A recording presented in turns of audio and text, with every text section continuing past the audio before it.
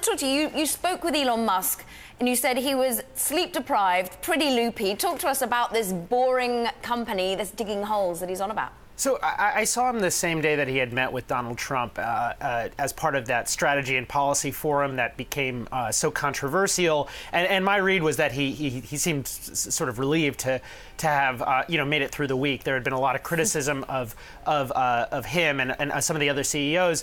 So his plan is simple. He is going to start digging holes in the ground and turn those holes into a vast network of underground tunnels that will change transportation forever. At least that's the plan. And of course, Elon Musk, he's one of these people who's incredibly good, probably the best at taking these kind of way out there ideas and getting them to a place where people, regular people, are able to kind of buy into them. David, do you buy into it? Well, I just have to say, Elon Musk gets the gold medal for audacity in business. And you got to love it that he's so willing to, take a flyer on these really big ideas. Although, honestly, exactly why he wants to dig all these tunnels, I'm not entirely sure. Max's story was terrific, as you said, but it didn't fully answer the question of why.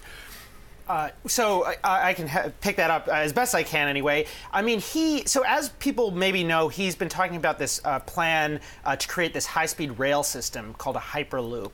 He sort of open sourced these plans and has kind of been encouraging other people to create Hyperloop pods. My read on this is that the tunnel thing is partly an outgrowth of that. The Hyperloop, if it were to happen, if a super high-speed rail system were to happen, it would require lots and lots of tunnels, because once a train is going, 500 miles an hour, 700 miles per hour, it can't make a lot of turns. So you need some tunneling, and therefore, somebody's got to do those tunnels. So why not Elon Musk?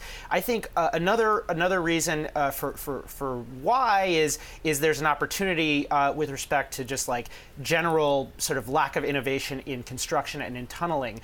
Elon Musk, one of his strengths is taking kind of existing technologies and figuring out how to do them cheaper and more efficiently with some great branding. I mean, you look at, obviously there's a lot of innovation at Tesla and SpaceX, but the core of those businesses was not creating lots of new technology. It was sort of integrating that technology and marketing it in a really smart way.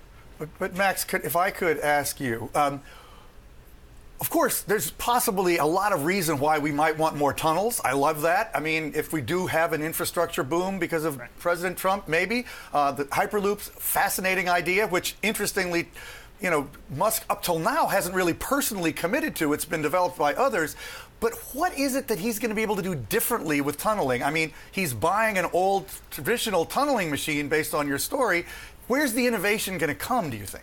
I talked to some tunneling experts for this, and kind of the upshot is I expected that they would laugh at it, and they're not laughing at it. They're taking it seriously. Now that might be because Elon Musk is a billionaire. Maybe they just sort of it's to their advantage to take it seriously. But what they said is basically that there has been very little innovation here. So for instance, in Seattle there was this machine called Big Bertha that got stuck underground for months. I think a year and a half or 2 years, and it broke down, and they basically weren't able to repair it. They had to dig it, literally, I think, dig it out of the ground and lift it up with cranes, and it was this huge delay. Now that happens all the time. So a tunneling expert I talked to said, look, you could go a lot faster if you just had enough spare parts on hand, if you just did a few things in smart ways. And I think you could make a similar critique about aerospace when Elon Musk got into it.